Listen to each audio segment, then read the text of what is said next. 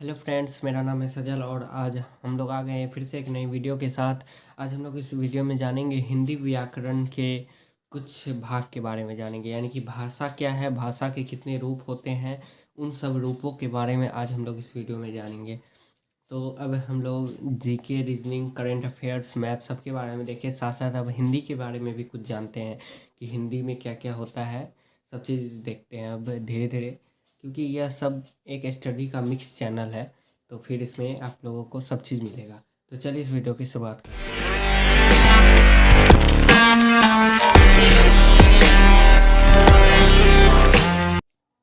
तो हिंदी व्याकरण में देखते हैं भाषा को वो देखते हैं। पहले भाषा वह साधन है जिसके द्वारा भाषा का जो परिभाषा होता है, यानी भाषा को कैसे डिफाइन कर सकते हैं।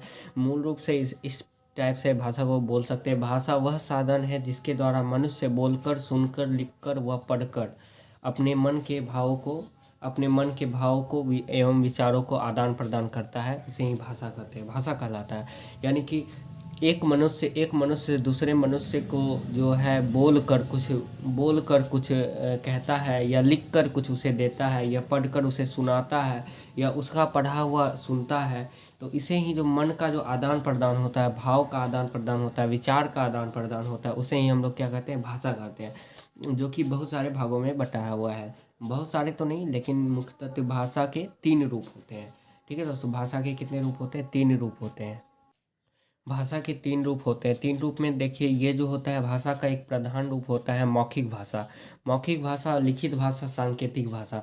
मौखिक भाषा क्या हुआ? जो कि हम भाषा का वह रूप जो मतलब बोल कर प्रकट करते हैं, हम उसे मुंह के द्वारा प्रकट करते हैं, उसे मुख के द्वारा प्रकट करते हैं, उसे ही मौखिक भाषा कहते हैं। भाषा के 3 रूप होते हैं। अब आगे इसका डिफिनेशन के रूप में हम लोग देखते हैं मौखिक भाषा, लिखित भाषा और सांकेतिक भाषा। मौखिक भाषा क्या है?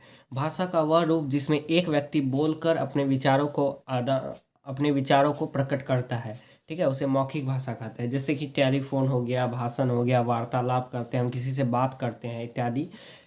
तो ये जो होता है मुंह के द्वारा हम अपने शब्दों को दूसरे तक पहुंचाते हैं। ठीक है, इसे ही भाषा कहते हैं। यानी भाषा का वह रूप जिसमें एक व्यक्ति बोलकर अपने विचारों को प्रकट करता है, चाहे वो टेलीफोन के माध्यम से हो, भाषण के माध्यम से हो, या बातचीत के माध्यम से हो, तो उसे ही हम लोग क्या कहते हैं, मौखिक भाषा कहते हैं। अब हम लोग देखते हैं लिखित भाषा क्या है। लिखित भाषा है भाषा का वह रूप जिसमें एक व्यक्ति लिखकर अपने विचार या भाव को प्रकट करता है, उसे लिखित भाषा कहते हैं। मौखिक भाषा में था मुंह के द्वारा बोलकर, और लिखित भाषा में है लिखकर अपने भाव या विचार को प्रकट करता है, उसे लिखित भाषा कहते हैं। जैसे कि पत्र, लेख, जीवनी आदि। यानी कि हम किसी का बुक पढ़ते हैं, जीवनी पढ़ते हैं उसमें, क्योंकि वह अपने भाव को जो है लिखकर प्रकट किया है, जिसे हम पढ़ते हैं। पत्र हम एक अपने लिखा हुआ पत्र को दूसरे को भेजते हैं, अपने दोस्तों को भेजते हैं। तो हम अपने जो मन के भाव है उसे वो लिखकर प्रकट किए हैं, जो कि वो पढ़ रहा है सामने वाला, इसे लिखित भाषा कहते हैं। अब तीसरा है सांकेतिक भाषा। सांकेतिक भाषा में हो गया भाषा का वह रूप जिसमें संकेतों यानी कि इशारों के द्वारा बात समझाई और समझी जा सकती है, उसे सांकेतिक भाषा कहते हैं। जैसे कि चौराहे पर खड़ा यातायात नियंत्रित करता सिपाही। यानी कि हम चौराहे पे, जहाँ पे 4 रोड होते हैं, वहाँ बीच में गोलम्बस टाइप का होता है, गुम्बज टाइप का एक बना हुआ, वहाँ पे सिपाही होते हैं पुलिस विभाग के। वहाँ इशारे में सीटी मार के वो बजाते हैं, इधर रुकना है, इधर चलना है, फिर इधर रुकना है, फिर उधर चलना है। तो वो संकेत के द्वारा ही हम लोग को डायरेक्शन देते हैं, दिशा बताते हैं। तो जो संकेतों के द्वारा बताई जाती है, उसी ऐसी भाषा को सांकेतिक भाषा कहते हैं। ठीक है दोस्तों, तो भाषा का हम लोग आज जाने मौखिक भाषा, लिखित भाषा, सांकेतिक भाषा और भाषा क्या है खुद, वो इस वीडियो में हम ये सब जाने। कुछ भाषा के बारे में है, उसे भी हम लोग देखते हैं क्या है।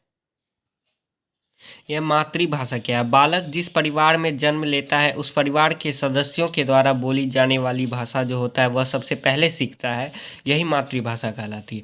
कोई पूछता है मातृभाषा आखिर क्या है? यानी कि हम जिस परिवार में जन्म लेते हैं, हम उस परिवार की भाषा को सीखते हैं। ठीक है, उसे ही मातृभाषा हम कहते हैं। अब है लिपि क्या होता है? भाषा के मौखिक ध्वनियों को लिखित रूप में अभिव्यक्त करने के लिए निश्चय किए गए चिन्हों या वर्णों की व्यवस्था को ही लिपि कहते हैं। हिंदी भाषा की लिपि कौन सी है? देवनागरी लिपि है। कौन सी हिंदी भाषा की लिपि है? देवनागरी। लिपियाँ यहाँ भी है, अलग से मैं करके रखा हुआ है या नोट्स के रूप में। यानी कि हिंदी, संस्कृत, मराठी और नेपाल की जो लिपियाँ होती है वो देवनागरी होती है। अंग्रेजी, फ्रेंच, जर्मन, स्पेनिश, इटालियन की जो होती है वो रोमन लिपि होती है। पंजाबी गुरुमुखी लिपि होती है। उर्दू, अरबी, फारसी जो होता है इसका लिपि फारसी ही होता है। रूसी का रूसी ही होता है। बंगला का बंगला, उड़िया का उड़िया ही होता है। देवनागरी लिपि जो है ब्रह्मी लिपि से ली गई है। ठीक है, देवनागरी लिपि किससे? ब्रह्मी लिपि से ली गई है, जिसमें स्वरों की संख्या 11 है, व्यंजन की संख्या 41 है। ठीक है दोस्तों, तो दोस्तों आज हम लोग इस वीडियो में भाषा के बारे में जाने, भाषा के सब रूपों के बारे में जाने कि लिखित भाषा क्या है, मौखिक भाषा क्या है, सांकेतिक भाषा क्या है। आप लोगों को वीडियो पसंद आया तो लाइक शेयर कमेंट जरूर कीजिएगा और चैनल को सब्सक्राइब भी जरूर कीजिएगा दोस्तों। धन्यवाद।